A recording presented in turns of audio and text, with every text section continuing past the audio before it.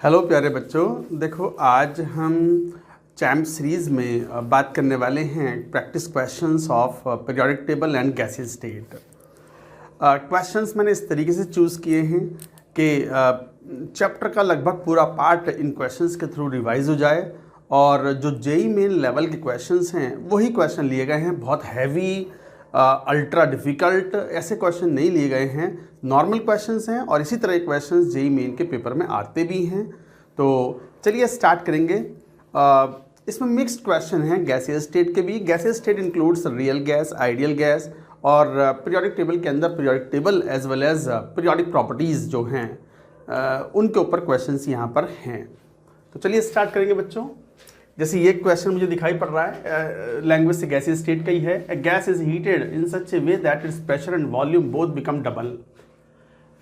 अच्छा क्वेश्चन है, कहीं रियल गैस के बारे में बात नहीं किया और कहीं वान डेर वाल्स कांस्टेंट ए और बी के बारे में भी बात नहीं कर रहे, तो फिर तो मान के चलना पड़ेगा कि गैसेस जो है वो आइडियल है।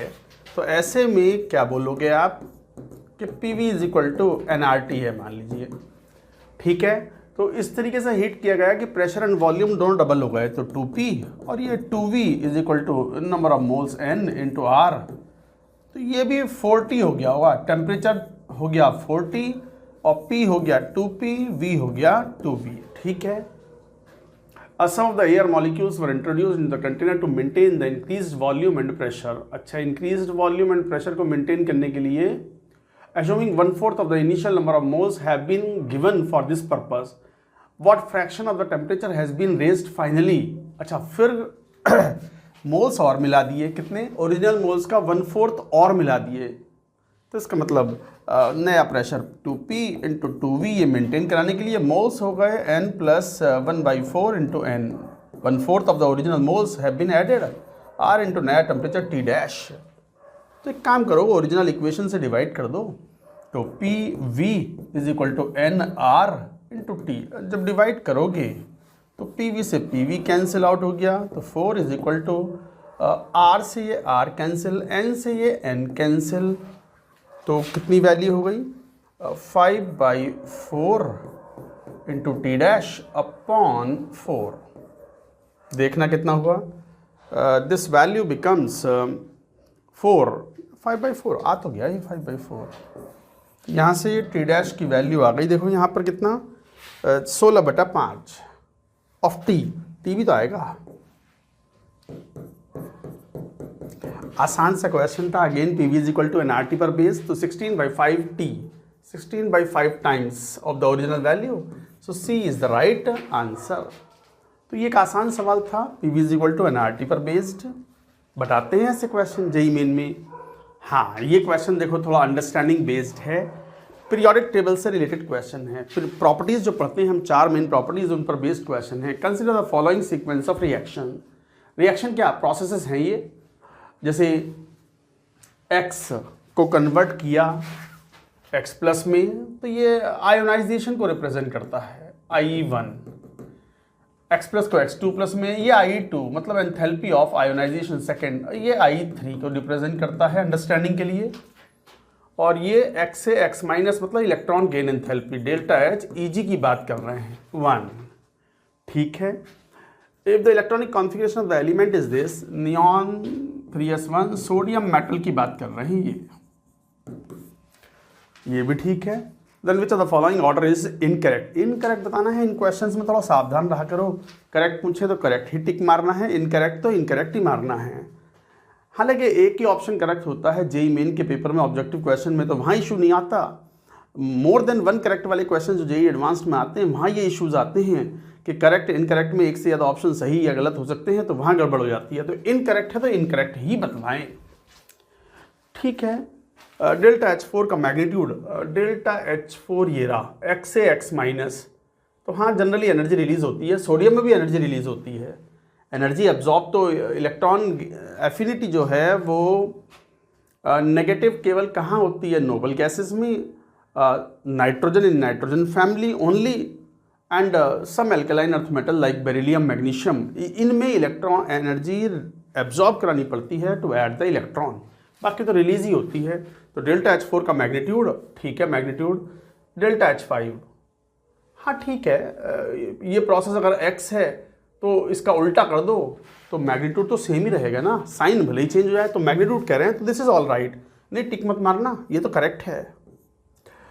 Delta H2 is greater then delta H1 delta H2, I2 is greater then delta H1 I1। हाँ, मैग्नीट्यूड की जरूरत भी नहीं थी क्योंकि आयोनाइजेशन एनर्जी तो हमेशा पॉजिटिव ही होती है किसी न्यूट्रल एटम के लिए, तो ठीक है। बट लगाया हुआ है मैग्नीट्यूड, बार लगाया हुआ तो ठीक है, मॉडुलस लगा करके, तो ये सही स्टेटमेंट है, तो ये भी सही है। Delta H2 is greater then delta H3 delta H2 I2 is greater then I, हाँ यही गड़बड़ है, बस यही आंसर है, ये इनकरेक्ट है। किसी भी एलिमेंट के लिए I1 हमेशा कम होता है I2 से, I2 कम होता है I3 से, and so on for a given element.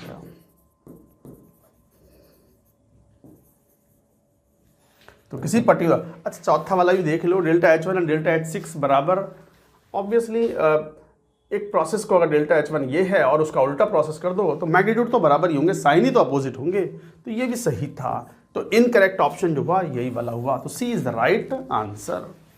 आप अगर नोट कर रहे हो, नोट करने की जरूरत नहीं है, क्वेश्चन तो चाहें खुद ही सॉल्व करके इनको कंटिन्यू कर सकते हो।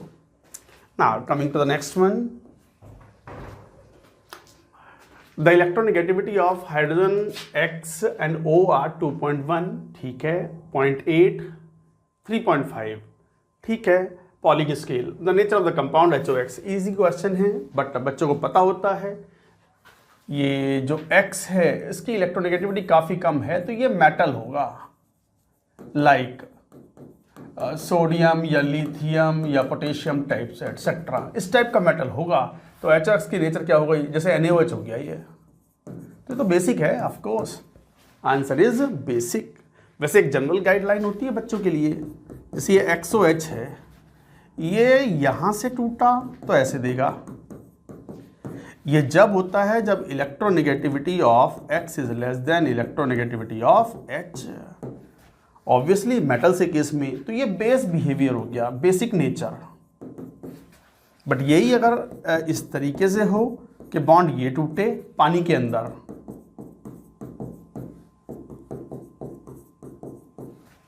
तो ये XO माइनस एंड H+ बनाएगा। ऑब्वियसली H+ दे रहा है एक्वस मीडियम में,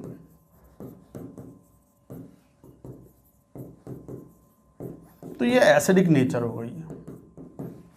सो this is called acidic nature. ये जब होता है जब electronegativity of X is greater then electronegativity of hydrogen. ज्यादा पोलर बॉन्ड आसानी से टूटता है पानी के अंदर यूजुअली। एसिडिक नेचर तो ऐसे डिफाइन होता है, एसिडिक नेचर ऐसे डिफाइन होता है। तो ये जब होता है जब X कौन है, वो क्लोरीन, ब्रोमीन, आयोडीन टाइप का, और ये X कब होगा, जब इलेक्ट्रोनेगेटिविटी काफ़ी कम हो, जैसे X कोड भी सोडियम, लिथियम, पोटेशियम एटसेट्रा, इस टाइप से। तो ये थ्योरी का ही पार्ट होता है, बच्चे समझते हैं इस चीज़ को।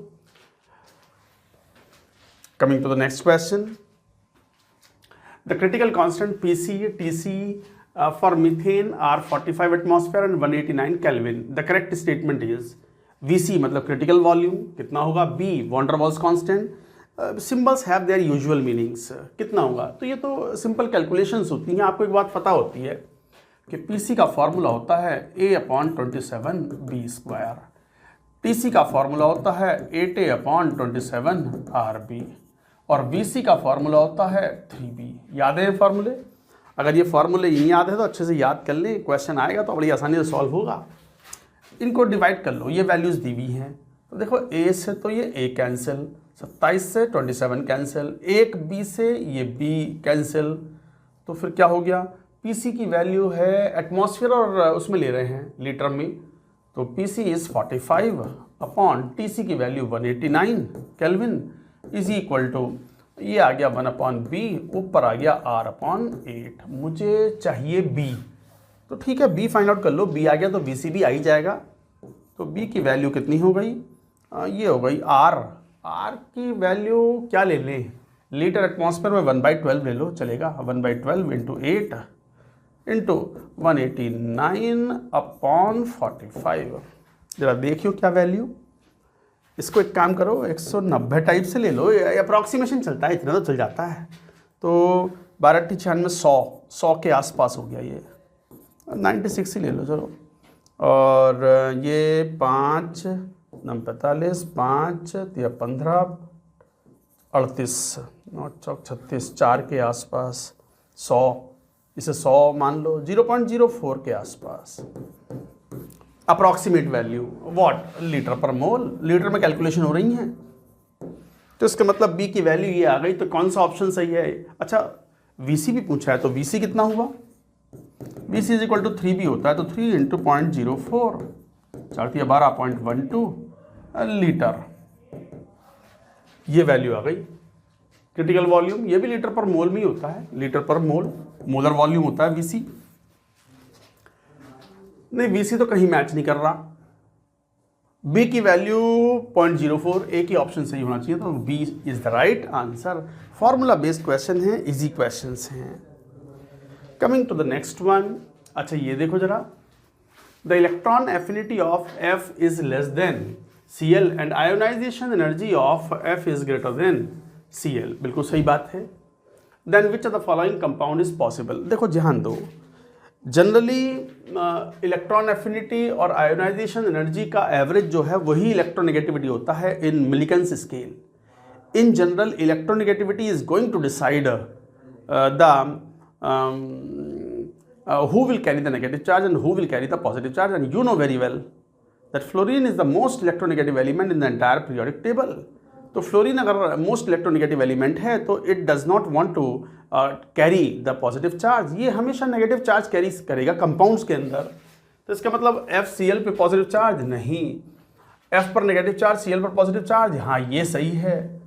और which of the compound is possible, FCl नहीं, ClF बोलते हैं उसको, हमेशा याद रखो ऐसे लिखा जाएगा ClF, ये मोर इलेक्ट्रोनेगेटिव एलिमेंट राइट में आएगा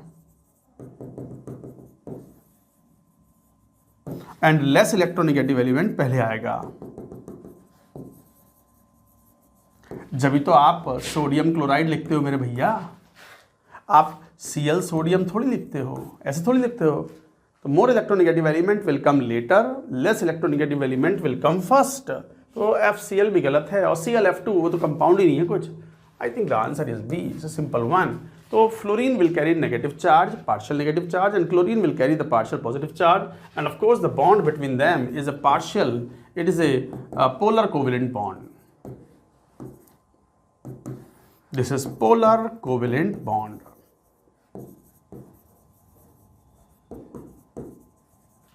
ये पोलर कोवेलेंट बॉन्ड होता है, एंड अकॉर्डिंगली आप ये एप्लीकेशंस कई बार आप पढ़ते हो इलेक्ट्रोनेगेटिविटी के एप्लीकेशंस में। देन कम्स अनदर क्वेश्चन बच्चों, in a glass tube of 1 metre length, ठीक है, and uniform cross section, ammonia from one end and BF3 from another end are sent at a time, same time पर। The distance from the ammonia and where the addition compound BF3.NH3 will first form is। Graham's law का question है।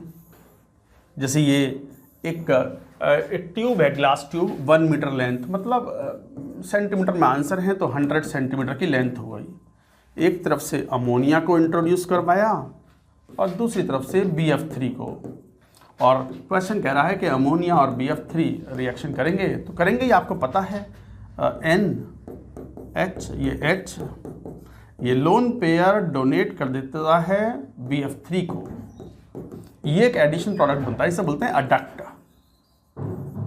Adduct का मतलब होता है addition product. Addition product का addition के कुछ शब्द ले लिए और प्रोडक्ट कुछ शब्द ले लिए तो बन गया अडक्ट। अडक्ट मतलब एडिशन प्रोडक्ट बन गया, और ये कोऑर्डिनेट बॉन्ड बन जाता है।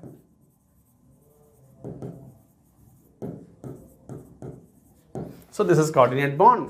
तो अकॉर्डिंगली ये एक एडिशन प्रोडक्ट बन गया। तो कब बनेगा ये, कितनी डिस्टेंस पे बनेगा? यूनिफॉर्म क्रॉस सेक्शन की ट्यूब है, तो एक बात तो क्लियर है, rate of diffusion of ammonia upon rate of diffusion of BF3। चूंकि दोनों प्रेशर के बारे में कुछ नहीं कह रहे कि इनके पार्शियल प्रेशर कितने थे गैसेस के, कुछ नहीं दे रहे, तो सेम मानते हुए तो पार्शियल प्रेशर सेम है, तो inverse ratio of their square root of molar masses, तो molar mass of BF3 upon molar mass of ammonia.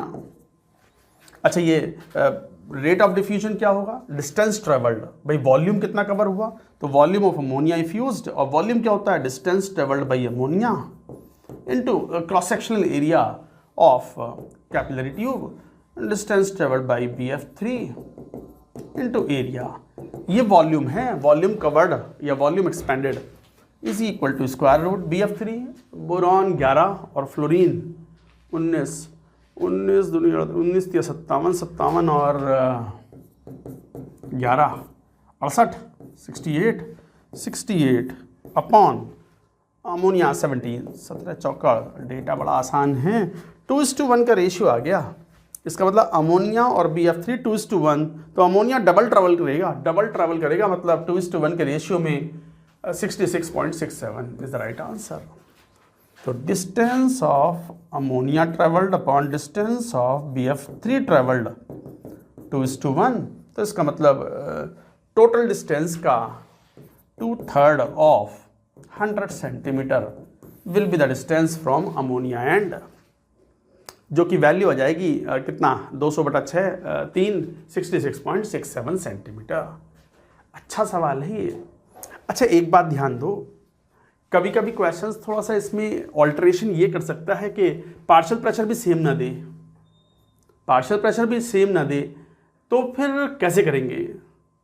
Partial pressure अगर सेम नहीं देंगे तो पार्शियल प्रेशर वाला फॉर्मूला भी पता होता है क्या, R1/R2 is equal to partial pressure P1/P2, दोनों गैसेस का इन्वर्स रेशियो या reverse ratio of their square root of molar masses M2/M1। तो इस तरीके से कैलकुलेशन करेंगे तो पार्शियल प्रेशर का रेशियो भी लेना होगा अगर क्वेश्चन में वो मेंशन्ड हैं। अच्छा इंपॉर्टेंट क्वेश्चन है ये। तो बच्चों ये था सवाल based on Graham's law of diffusion. This is quite useful, याद रखेंगे इसको। अच्छा ग्राहम्स लॉ में एक जनरल फार्मूला जरूर याद रखें, कभी इसके ऊपर क्वेश्चन बन सकता है। ग्राहम्स लॉ में rate of diffusion is equal to partial pressure of the gas, partial pressure difference of the gas into area of orifice upon root of M into T। ये फार्मूला जनरल फार्मूला है। इस general फार्मूले में भी बच्चों कई तरह के डाउट्स रहते हैं कि सर ये P कौन है, टोटल प्रेशर है ना, पार्शियल प्रेशर है नहीं, पार्शियल प्रेशर डिफरेंस है ये। This is the partial pressure difference. Effusion या diffusion is always occurring because of the partial pressure difference. Gases flow from the higher partial pressure to the lower partial pressure. तो ये P partial pressure भी नहीं है, partial pressure difference है। But हमें तो question में सर ये पार्शियल प्रेशर ही दिया हुआ होता है। नहीं, हम दूसरी एंड पर मान लेते हैं कि वैक्यूम है तो वहाँ पार्शियल प्रेशर 0 है, तो partial pressure is nothing but partial pressure difference. A0 is the area of cross section through which the diffusion is occurring and M is the molar mass of the gas. भारी gas होगी तो rate of diffusion कम होगा under similar conditions and T is the temperature in Kelvin। अच्छा कई बार बच्चों को ऐसा भी लगता है कि सर टेम्परेचर बढ़ाने पर ये घट जाएगा रेट ऑफ इफ्यूजन, ना बढ़ेगा। सर उल्टा बता रहे हो आप, ये तो नीचे है ना। अरे प्रेशर और टेम्परेचर आपस में रिलेटेड होते हैं। एक कांस्टेंट वॉल्यूम है तो अगर टेम्परेचर बढ़ाओगे तो प्रेशर भी तो बढ़ेगा मेरे भैया। टेम्परेचर बढ़ाओगे तो प्रेशर भी बढ़ेगा और temperature directly proportional to pressure होता है। तो टेम्परेचर दुगना करा तो प्रेशर भी दुगना हुआ, तो पता चला नीचे √T है, ऊपर pressure is directly proportional to T, तो एक तरीके से ऊपर √T आ जाएगा। तो ऊपर √T आ गया तो इसके बाद टेम्परेचर बढ़ाने पर रेट ऑफ इफ्यूजन इंक्रीजेस। तो याद रखना टेम्परेचर बढ़ाने पर रेट ऑफ इफ्यूजन इंक्रीजेस। समझ गए ना बात को, क्योंकि pressure and temperature are interrelated, ये याद रखना होता है। ये कंफ्यूजन होते हैं बच्चों को, तो ये कंफ्यूजन दूर करें। और अच्छा सवाल था, मतलब गुड टू रिवाइज। नोट भी करते जाओ, अगर आप क्वेश्चंस के सॉल्यूशन लिख रहे हो तो you can note down.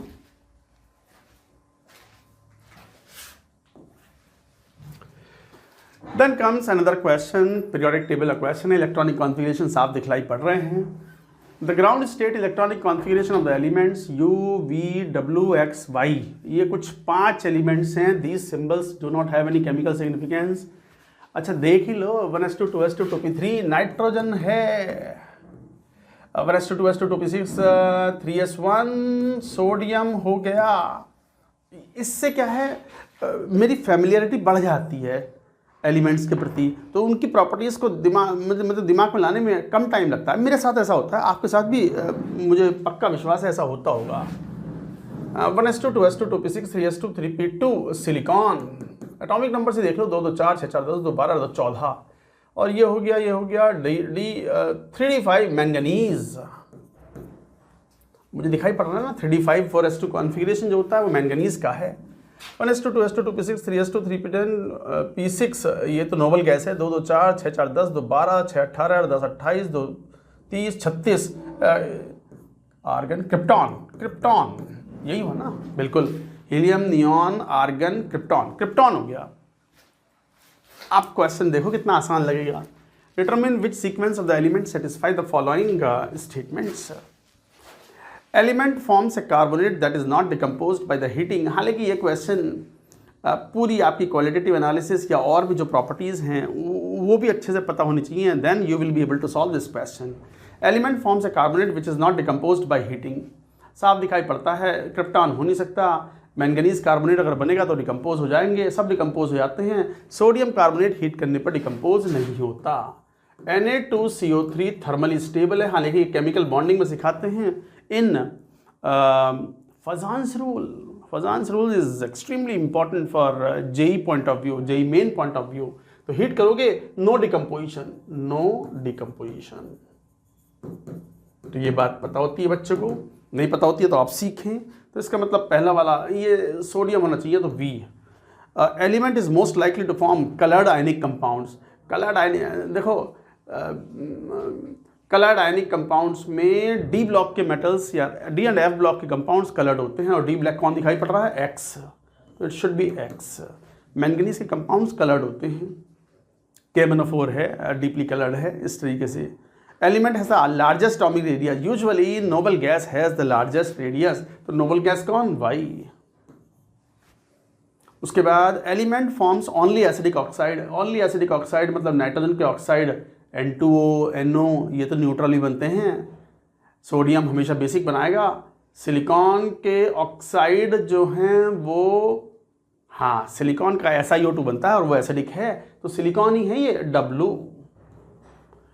Sir manganese नहीं, मैंगनीज के बेसिक ऑक्साइड भी होते हैं, जैसे कौन, MnO, Mn2O3, ये बेसिक हैं। और हाई एसिडिक ऑक्साइड भी होते हैं, Mn2O7, MnO3।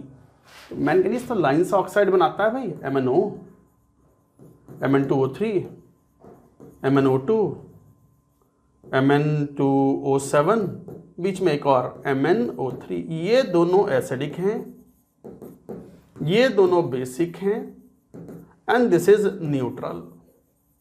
ये न्यूट्रल नेचर का होता है, तो इसका मतलब कोई ऑप्शन नहीं हो, क्रिप्टॉन तो बनाएगा। क्यों, krypton does not form compound easily. Krypton को तो एकमात्र शायद एक कंपाउंड बना हुआ है आज तक, वो भी बड़ी दिक्कतों के साथ में, KrF2 क्रिप्टॉन डाइफ्लोराइड। तो आंसर इज W, कौन, सिलिकॉन। कौन सा option, VXYW, VXYW, B is the right answer. वैसे ऐसे क्वेश्चंस में चूंकि मैं तो आपको पढ़ा रहा हूँ, सिखा रहा हूँ, तो मैंने पूरा क्वेश्चन सॉल्व किया, बट जब बच्चे एग्जाम में क्वेश्चन सॉल्व करते हैं तो एलिमिनेशन अप्रोच से देखते हैं। वी पढ़ो ही मत, सब में तो वी है, सही होगा। WX में ढूंढना है तो WX में देख लो, element is likely to form colour compound. W मतलब सिलिकॉन और X मतलब मैंगनीज, तो मैंगनीज इज द ऑप्शन, तो X आ गया। अब ये रोल्ड आउट दोनों, ये दोनों हो सकते हैं। और तीसरा वाला जो स्टेटमेंट था, लार्जेस्ट एटॉमिक रेडियस, क्रिप्टॉन ही हो गया, क्रिप्टॉन मतलब वाई आ गया, बस यही आंसर है। चौथा स्टेटमेंट पढ़ो या मत पढ़ो, आता हो या ना आता हो, you should be able to solve the question, and this is called elimination approach.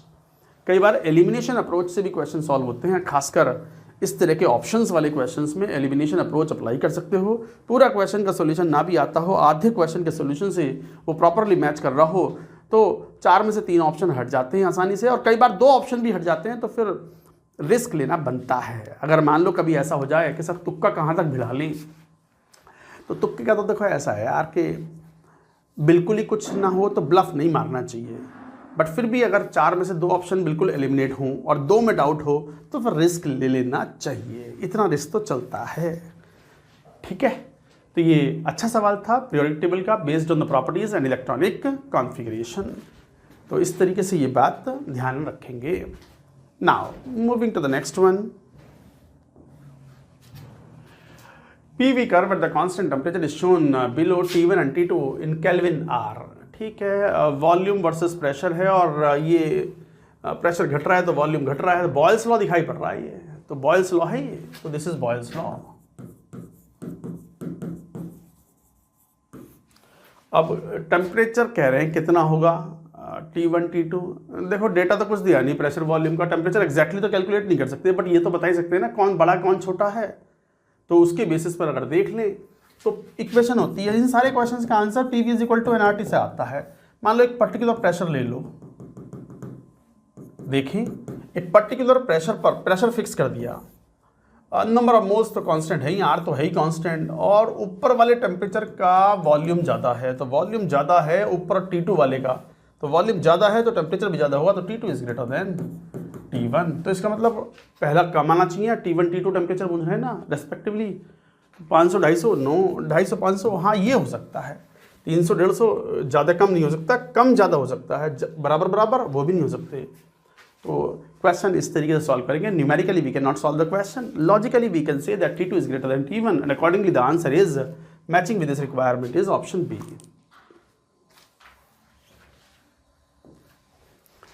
Then comes another question based on electronic configuration। ये हमेशा अच्छे सवाल माने जाते हैं। अच्छा, ये क्वेश्चन बच्चों के स्कूल की रिक्वायरमेंट में भी आते थे, अच्छे क्वेश्चन NCERT में दिए हुए भी हैं ये question. The electronic configuration of the 4 elements are, ठीक है, क्रिप्टॉन 5s1 S ब्लॉक की मेटल है, ब्लॉक के बारे में बात कर रहे हैं तो S ब्लॉक, और रेडॉन 5f14 61 7s2 साफ दिखाई पड़ रहा है F ब्लॉक एलिमेंट्स है,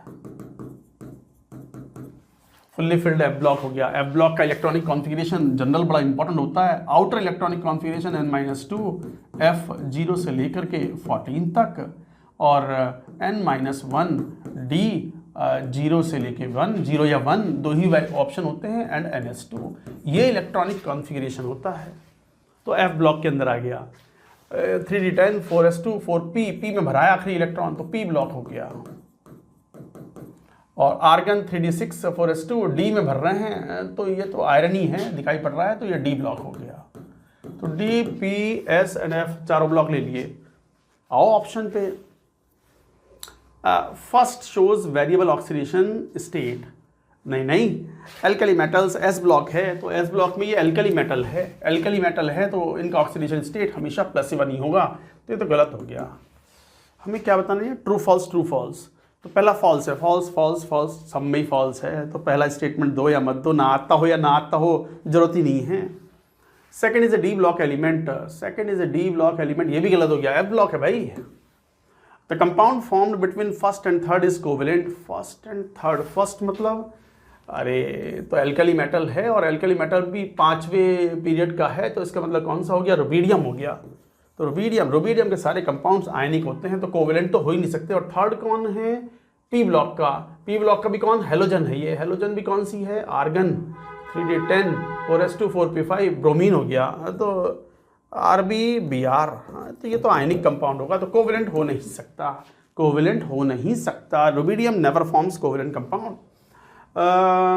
fourth shows single oxidation state, दो बार की कहाँ जरूरत है, तो fourth shows single oxidation state मतलब एक ही ऑक्सीडेशन स्टेट शो करता है। फोर्थ मतलब कौन, आयरन, अरे नहीं आयरन का तो फेरस भी होता है, फेरिक भी होता है, वेरिएबल ऑक्सीडेशन स्टेट +1 भी शो करता है, +1 करेगा, +2 करता है, +3 करता है, और साथ ही साथ +6 भी करता है। भाई एक कंपाउंड है इसका फेरेट FeO4 2- +6 ऑक्सीडेशन स्टेट में बनता है, तो ये तो वेरिएबल ये भी गलत है, सारे ही तो गलत है यार। FT हाँ ये रहा डी ऑप्शन, F चारों ही फॉल्स हैं। सो this is how you should have, मतलब यहाँ से एक बात समझ में आ रही है, जितना इलेक्ट्रॉनिक कॉन्फ़िगरेशन का आपका आइडिया होगा, एलिमेंट्स की प्रॉपर्टीज़ का पता होगा, उतना ही स्मूथ होगा आपके लिए क्वेश्चन को सॉल्व करना। Moving to the next question. हाँ, which are the following properties of the alkaline earth metals increase from beryllium to barium. ऊपर से नीचे आने पर प्रॉपर्टीज़ कौन सी बढ़ रही हैं? तो बढ़ने वाली प्रॉपर्टीज़ के बारे में बात करेंगे। Atomic radius, yes. Size increases from top to bottom, ये सही है। Ionization energy, no, it decreases. Top to bottom ionization energy decreases. Nuclear charge, हाँ, न्यूक्लियस का चार्ज तो बढ़ेगा ही, नंबर ऑफ प्रोटॉन्स तो बढ़ रहे हैं, तो नंबर ऑफ प्रोटॉन्स के बराबर ही तो है न्यूक्लियर चार्ज, जेड, और नंबर ऑफ प्रोटॉन्स तो वो तो बढ़ ही रहे हैं ना फ्रॉम टॉप टू बॉटम। तो इसका मतलब फर्स्ट एंड थर्ड किस में आ रहा है? First and third, D option is the right answer. Moving to the next question. Which of the following is not correct regarding the diagonal relationship between aluminium and beryllium? ये दो pair बड़े famous होते हैं for diagonal relationship, lithium, just a minute, हाँ, lithium and magnesium and beryllium and aluminium.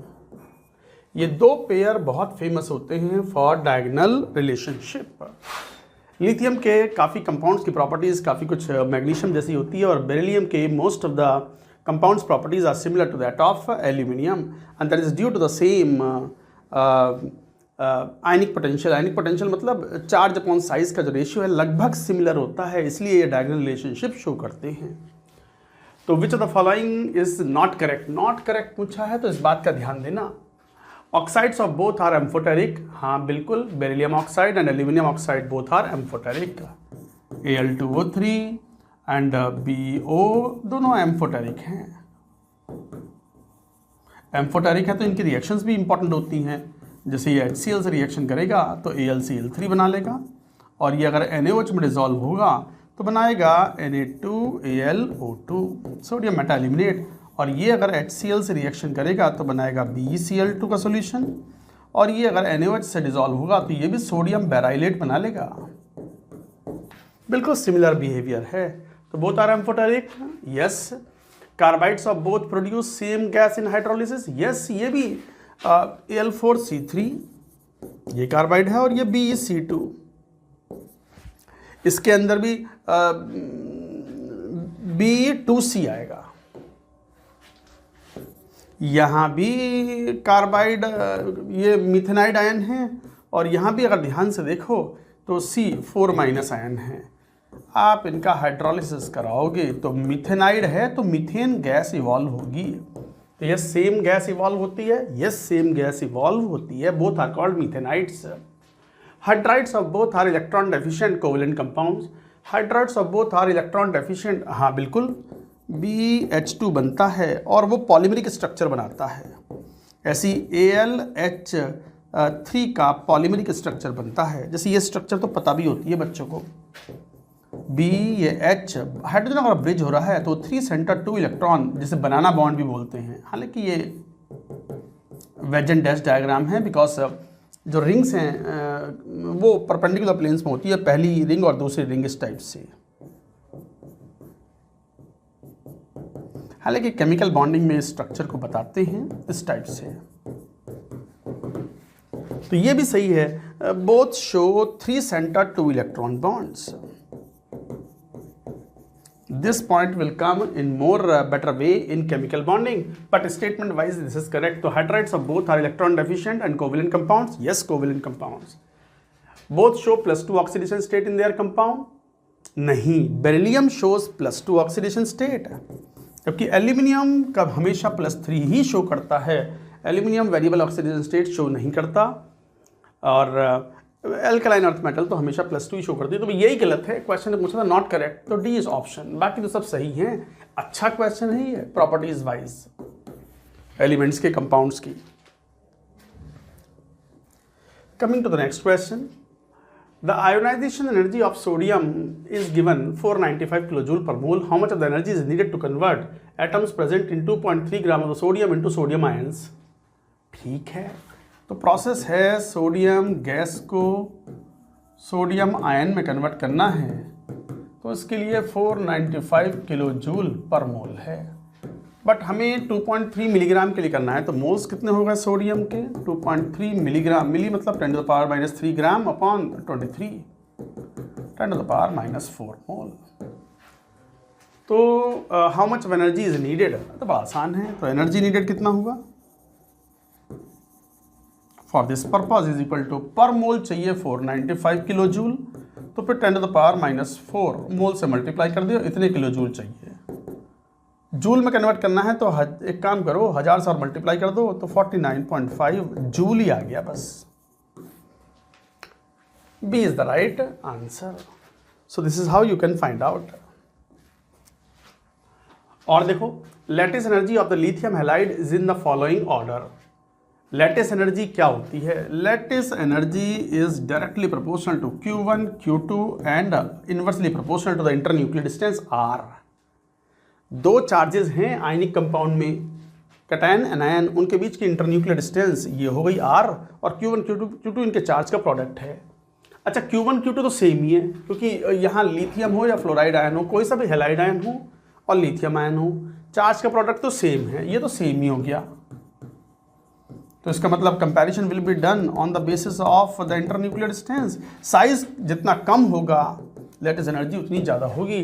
तो सब में छोटा साइज, यहाँ तो लिथियम कॉमन है, तो फ्लोराइड आयन का साइज सब में छोटा है, I- का साइज लार्जेस्ट है, तो सब में छोटा है, तो R की वैल्यू यहाँ मिनिमम है, तो लैटिस एनर्जी मैक्सिमम होगी। पहला ही ऑप्शन सही है, फर्स्ट ऑप्शन इज करेक्ट। तो ये फॉर्मूला याद रखें, lattice energy of an ionic compound is directly proportional to Q1 and Q2 upon R। वैसे डिफाइन कैसे होती है? It is the enthalpy change when 1 mole of an ionic solid is converted into the gaseous ions, constituent gaseous ions. तो इस तरीके से lattice energies पे भी क्वेश्चंस पूछे जा सकते हैं।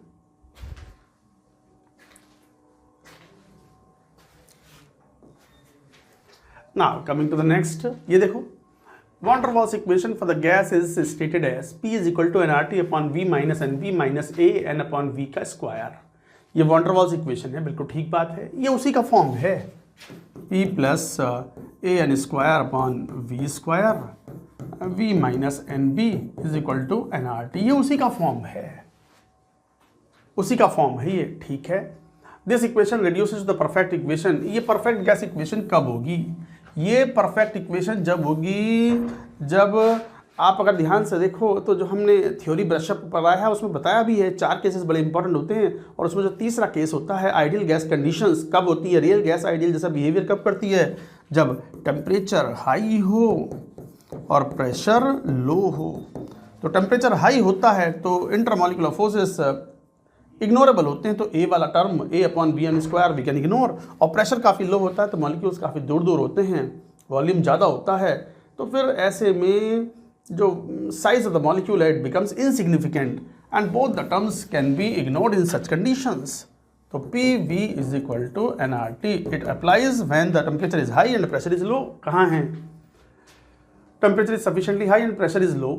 हाँ, पहले ही सही है, both temperature and pressure are very low, both temperature and pressure are very high, temperature is sufficiently low and pressure is high. नहीं नहीं नहीं, परफेक्ट गैस इक्वेशन रेडी, ये एक इज द राइट आंसर। अच्छा, ये बहुत आसान है जैसे पॉइंट, बट जेई एडवांस तक ने पूछा ये वाला पॉइंट एक बार, जेई एडवांस ने यही क्वेश्चन पूछ रखा है एक बार फिजिक्स में। चीज़ें कॉमन होती है कई बार, जैसे KTG है वहाँ भी पूछते हैं, तो कई बार क्वेश्चंस तो आ ही सकते हैं, तो इस तरह की चीज़ें याद रखनी चाहिए। नहीं, ये वाला तो केमिस्ट्री में था, बट इस तरह के क्वेश्चंस जो आइडियल गैस वाले हैं वो कई बार फिजिक्स में भी पूछे जाते हैं। हाँ, which of the following has no unit?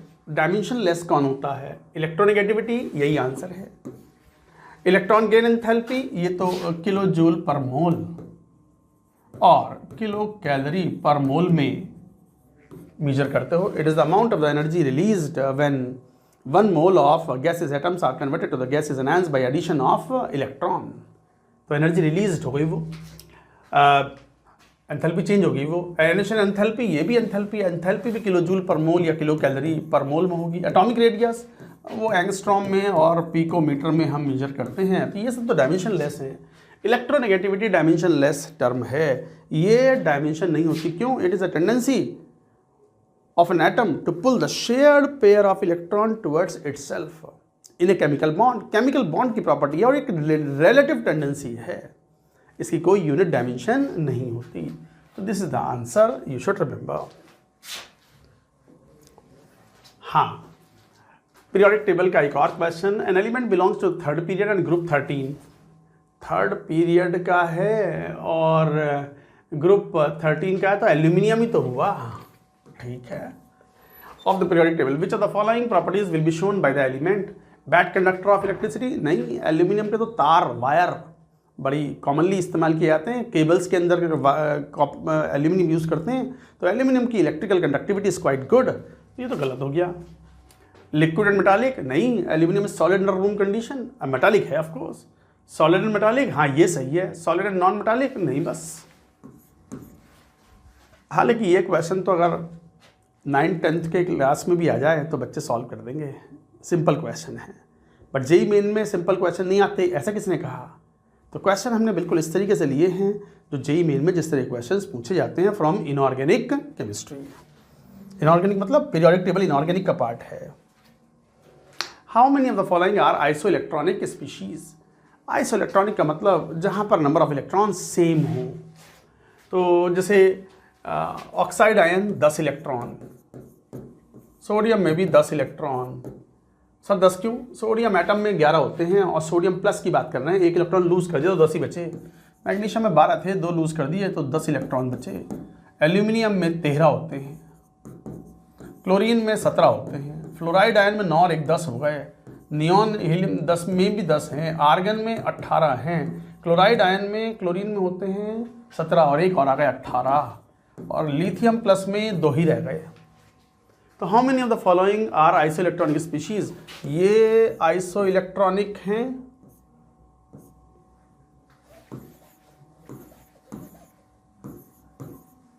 अच्छा ये भी तो आइसो इलेक्ट्रॉनिक हैं, तो मैं कौन सा आंसर दूं? 1 2 3 4 5 होंगे ये वाले, और वो 2 भी तो आइसो इलेक्ट्रॉनिक हैं। How many of the following are isoelectronic species?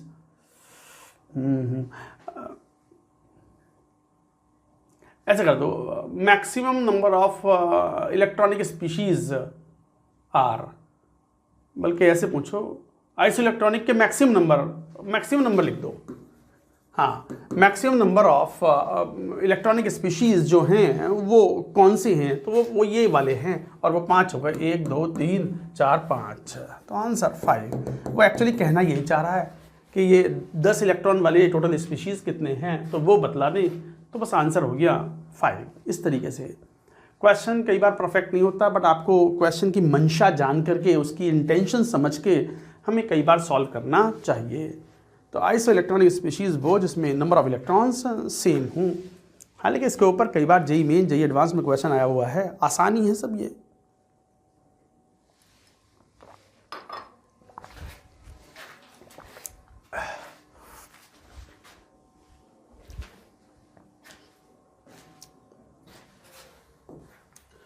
हाँ, और देखो, total number of elements which have only single oxidation state other than 0 छोड़ करके बाकी single oxidation state in their corresponding stable compounds is.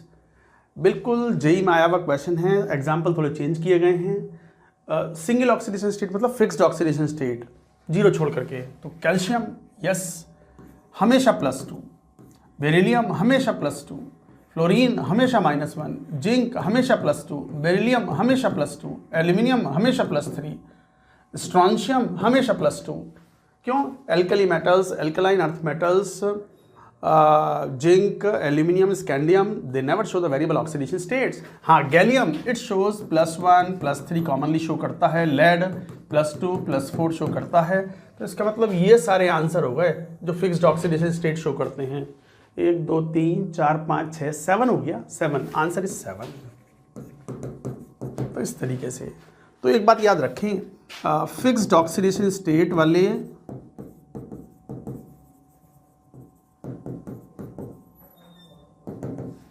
Alkali metals हमेशा +1, compounds, इन compounds alkaline earth metals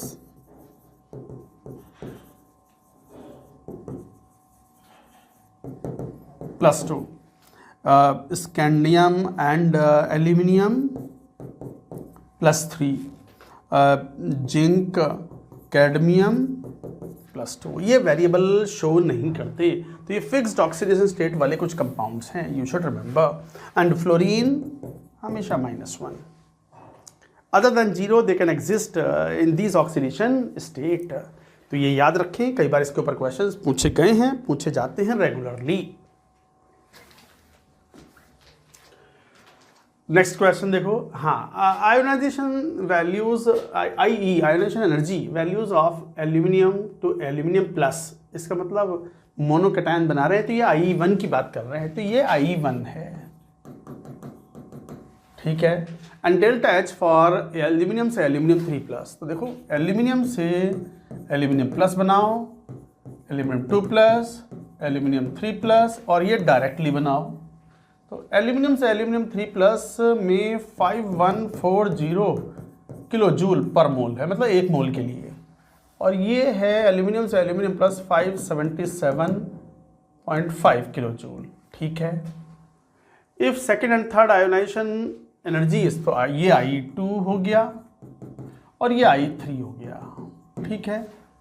अगर ये ratio 2:1 में हो तो I2 और I3 की वैल्यू बतलानी है। सॉल्व करो, ये 2:3 के रेशियो में है, अगर ये x है मान लो, बल्कि 2:3 में है, अगर ये 2x है तो ये 3x हो गई I3 की वैल्यू। 2:3 का मतलब यही तो हुआ ना कि अगर ये 2x है तो वो 3x हो गया। रेशियो इनका 3:2 है या 2:3 है, ठीक है। हेस लॉ अप्लाई करते हैं हम, थर्मोकेमिस्ट्री में पढ़ते हैं इस चीज़ को, कि एक स्टेट से किसी फाइनल स्टेट तक पहुंचो, किसी भी रास्ते से पहुंचो, एंथैल्पी चेंज, चूंकि एंथैल्पी स्टेट फंक्शन है, enthalpy change in all the processes would be same. So you will say that 577.5 plus 2x plus 3x is equal to 5140। 5x is equal to 5140 में से जरा घटाना, 5140.0 में से 577.5 देखना, 5 9 7 और 2 9, और यहाँ 13 7 और 4 13, 10 5 4 5 4 2, तो 4542.5। तो x की वैल्यू कितनी हुई, 5 9 45 0 5 8 40 2 5 5 25 किलो जूल, ये आ गई x की वैल्यू। तो बताओ I2 कितना हो गया, 2x, 5 दूनी 10, 8 दूनी 16, 17, 9 दूनी 18, 1817। तो कैलकुलेशन एक बार चेक कर लेना। और I3 की वैल्यू कितनी, 3x, 3 इंटू 908.5, 3 पंजे 15, 1 8 24 और 1 25, 2 और 2 और 9 27, 2725 किलो जूल। वो देख लेना यार अपने हिसाब से, जो भी आंसर आ जाए। मतलब अप्रोच ये होगी, हेस लॉ अप्लाई करना पड़ेगा। I1 I2 I3 की अंडरस्टैंडिंग आपको होनी चाहिए। ये क्वेश्चन भी पीरियोडिक टेबल का ही कहलाएगा। हालांकि पीरियोडिक टेबल में क्वेश्चंस न्यूमेरिकल्स के थोड़ा कम ही पूछे जाते हैं। मेजर जो क्वेश्चन, कौन ज़्यादा कौन कम, ट्रेंड्स क्या हैं, घटता क्रम बढ़ता क्रम, और प्रॉपर्टीज़ ऑफ ये 4 पीरियोडिक जो प्रॉपर्टीज़ हैं, ionisation enthalpy, electron gain enthalpy, या जिसे हम इलेक्ट्रॉन एफिनिटी भी बोल देते हैं, electronegativity and atomic size, atomic radius, इनके ट्रेंड्स पे ही क्वेश्चंस घुमा फिरा के पूछे जाते हैं पीरियोडिक टेबल से। फिर भी इस तरह क्वेश्चन आएगा तो हम यहाँ से सॉल्व कर लेंगे। आ गई बात समझ में? हालांकि एक बात तो क्लियर है, I1 से बड़ा हमेशा I2 होता है for the given element, I2 से बड़ा हमेशा I3 होगा। तो ये डेटा दिखाई भी पड़ रहा है, जो हमने कैलकुलेशन की हैं, it is in agreement with this particular point. अच्छा, और देखो यहाँ correct order of size is, जैसे ये क्वेश्चन है, ये साइज का मतलब एटॉमिक साइज या आयनिक रेडियस की बात कर रहे हैं। साइज मतलब आयनिक रेडियस।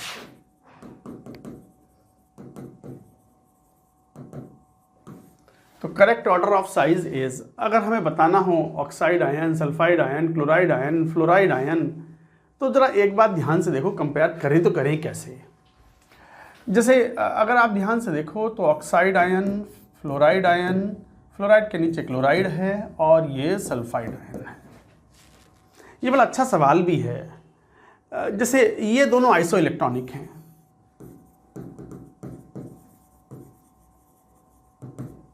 और ये भी आइसो इलेक्ट्रॉनिक हैं,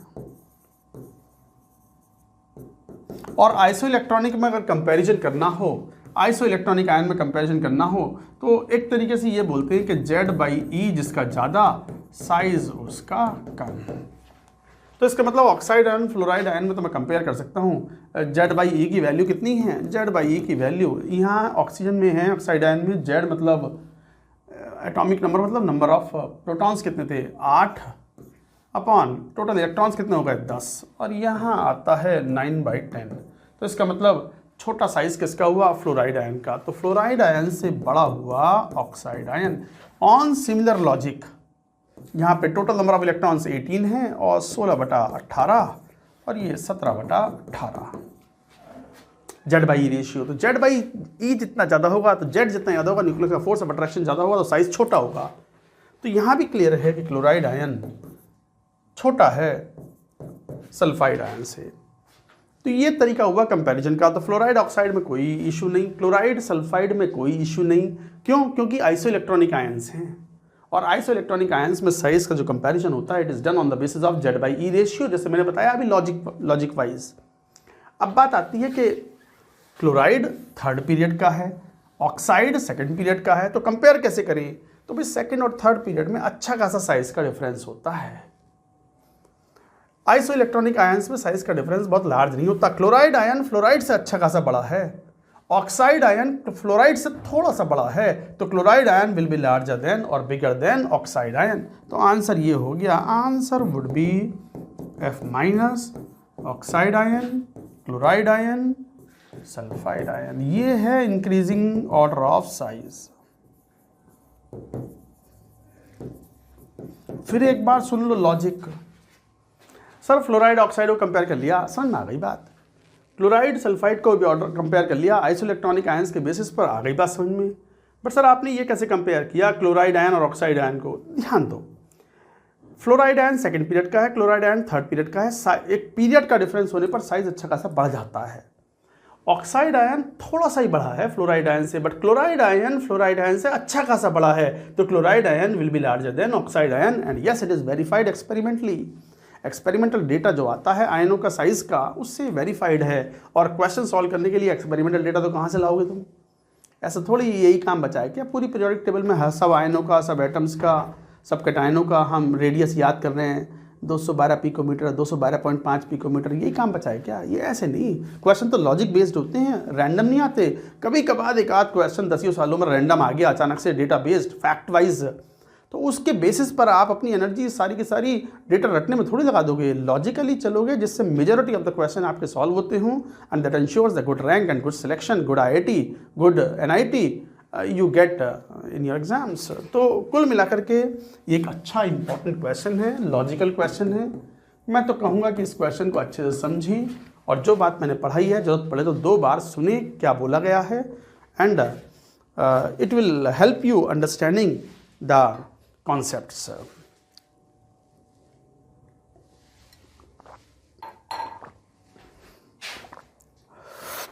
नोट भी कर लो, कई क्वेश्चंस के जो पॉइंट्स होते हैं वो कई बार नोट करने वाले होते हैं, तो we should do.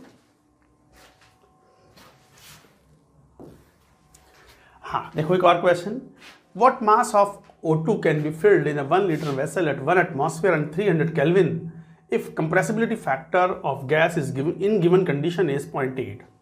Direct formula based question होता है ये। रियल गैस के लिए हम अप्लाई करते हैं PV is equal to Z into NRT।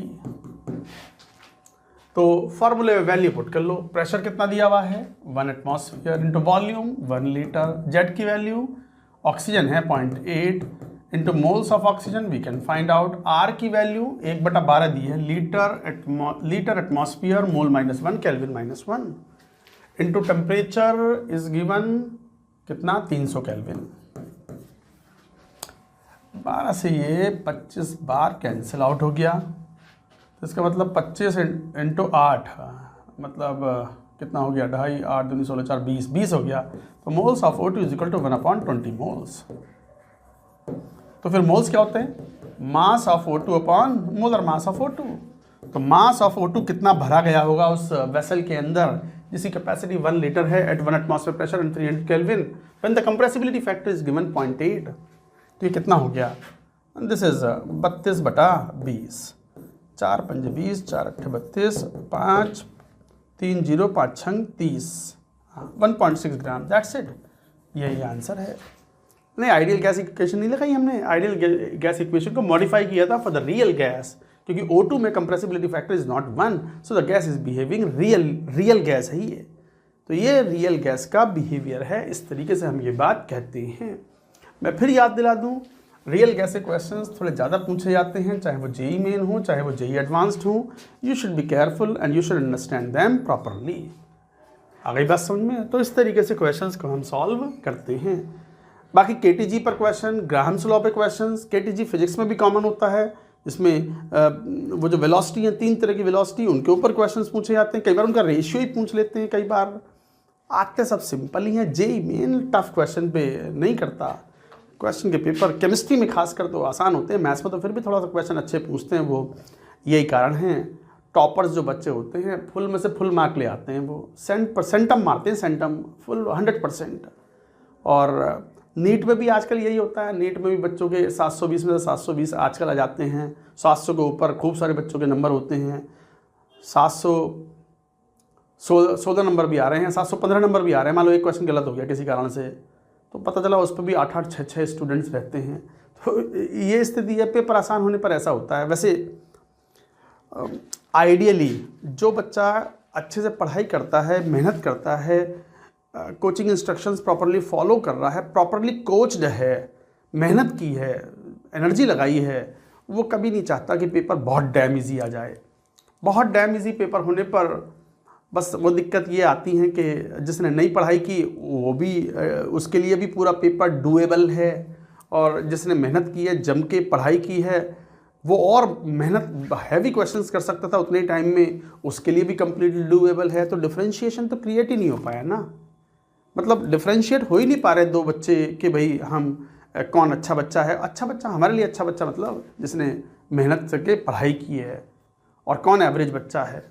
तो वो डिफरेंशिएट करने के लिए क्वेश्चंस कहीं तो टफ होने चाहिए। Generally maths becomes the differentiator between the average students and the good student. Good मतलब जिसने तैयारी की है, मेहनत की है, और उसको उसका फल मिलना ही चाहिए। केमिस्ट्री का पेपर हमेशा से ही आसान सा आया है, 1-2 क्वेश्चन हमेशा कुछ डिफरेंशिएटिंग होते हैं, तो वो तो है ही है, ठीक है। बाकी केमिस्ट्री का पेपर रिलेटिवली जेई मेन में आसान ही आता है। Let's take another question.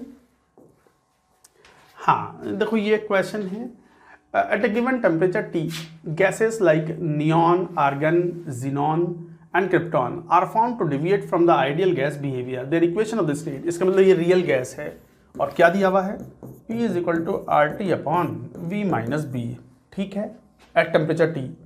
तो PV minus PB is equal to RT, तो PV अपॉन RT से डिवाइड करा तो 1 प्लस PB अपॉन RT, और PV अपॉन RT किसके बराबर, Z के बराबर, तो Z is equal to 1 plus PB upon RT। ये इक्वेशन बन गई। तो here is B is the van der Waals constant, ठीक है। Which gas will exhibit steepest increase in the plot of Z का ग्राफ वर्सेस प्रेशर के साथ में स्टीपेस्ट क्या होगा, तो Z y फंक्शन हो गया और P x फंक्शन हो गया। तो यहाँ से अगर देखें तो y is equal to at a given temperature mx plus c, तो इंटरसेप्ट किसके बराबर, इंटरसेप्ट तो हो गया 1 के बराबर, और स्लोप किसके बराबर हो गया, b अपॉन RT। जरा ग्राफ प्लॉट करना, Z वर्सेस प्रेशर। आपको ये ग्राफ याद भी होंगे, आइडियल गैस के लिए Z की वैल्यू हमेशा 1 के बराबर होती है। हर प्रेशर टेम्परेचर की रेंज में अगर जाए, अब ये कांस्टेंट टेम्परेचर पे ग्राफ बनाया गया eight a given temperature T पर। तो ग्राफ की नेचर देखो कई बार ऐसी होती है, हाई ये दे रहे हैं हीलियम नियॉन आर्गन के लिए ग्राफ कुछ ऐसा सा हो गया, स्ट्रेट लाइन टाइप, ये हो गया। और इसका स्लोप किसके बराबर है? b upon R T.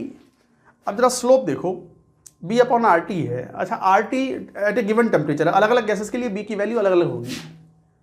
अब किसके लिए b ज्यादा होगा? b is the measure of size of gas molecule.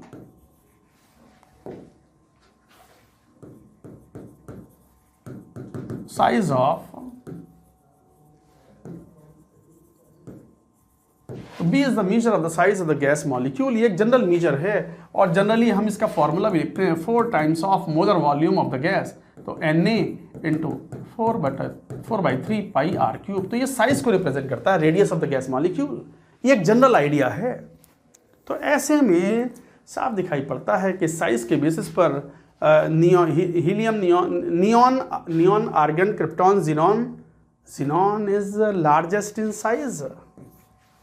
भाई ऊपर से नीचे आने पर साइज तो बढ़ते ही है ना, तो साइज जिनॉन का ज़्यादा दिख रहा है, तो जिनॉन का साइज ज़्यादा है, तो बी वैल्यू ज़्यादा होगी। बी वैल्यू ज़्यादा होगा तो स्लोप ज़्यादा होगा, स्लोप ज़्यादा होगा तो स्टीपनेस ज़्यादा होगी। स्टीपनेस ज़्यादा और कम कैसे बोलते हो? ये कम स्टीप, ज़्यादा स्टीप, और ज़्यादा स्टीप, और ज़्यादा स्टीप, मैक्सिमम स्टीप, ऐसे तो बोलते हो। स्टीपनेस इंक्रीजेज, तो highest steepness of the graph will be exhibited by where? Xenon. So this is the answer.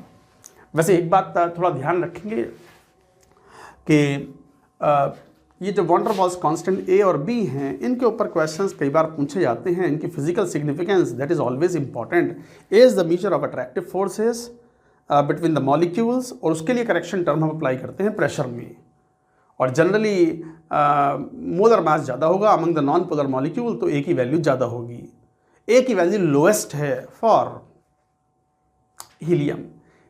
B की वैल्यू साइज पर डिपेंड करती है, साइज को रिलेट करती है। Finite size of the gas molecules को रिलेट करने के लिए von der Waals constant B होता है। बी के ट्रेंड्स थोड़े से फिर भी थोड़ा शेकी से होते हैं, क्योंकि ये सब अप्रॉक्सीमेशन ही तो है। वॉन डर वाल्स साहब की जो इक्वेशन है, this is not so perfect to apply for real gas under और pressure and temperature conditions. Van der Waals साहब के बाद और भी कई साइंटिस्ट हैं, कई फिजिसिस्ट हैं। सब फिजिसिस्ट का काम है, केमिस्ट कुछ ना कर रहा है इसमें। Gas is state is the major study of physicist, portion of physicist, उनके हिस्से में आता है, उनके परव्यू में आता है। तो वॉन डर वाल्स साहब तो पहले आदमी थे, पहले इंसान थे जिन्होंने करेक्शन टर्म अप्लाई किया आइडियल गैस में, so that the resulting equation can be applied for the real gas. Ultimately तो उसके बाद में और एक्यूरेट इक्वेशंस हैं, क्वांग इक्वेशन हैं, बर्थलॉट इक्वेशन हैं, डाइट्रीसी इक्वेशन हैं, एक जनरल इक्वेशन भी होती है जिसे हम बोलते हैं विरियल इक्वेशन ऑफ स्टेट। तो बहुत सारी और बीसीओ साइंटिस्ट ऐसे हैं जिनकी अपनी अपनी रियल गैस की इक्वेशंस आती हैं, which are found to be more accurate on real gases under a certain set of the pressure and temperature conditions, but no single gas exactly explains the real gas behavior. तो बच्चों ये थे कुछ questions, some of the questions which I had chosen to explain the concepts of periodic table and gaseous state. हालांकि this is not the end. आपको जो DPP दी गई हैं, प्रैक्टिस DPPs, उनके क्वेश्चन भी सॉल्व करें, उनको भी समझें, और इसके अलावा और भी आपके पास क्वेश्चन बैंक हो और टाइम आपको अवेलेबल हो तो you can practice any number of questions. Practice always make man perfect. हालांकि इन सब कहावतों में मैन लेते हैं, मैन और women, there is no distinction और डिफरेंशिएशन नाउअडेज। एनडीए में देखो, अभी आज ही की न्यूज़ में थी कि out of the 8,000 some 1,008 girls have qualified. So it's a great thing and it's a great move, great for equality. चलिए आज इस सेशन को यहीं पर एंड अप करते हैं। पढ़ते रहिए, मेहनत करते रहिए।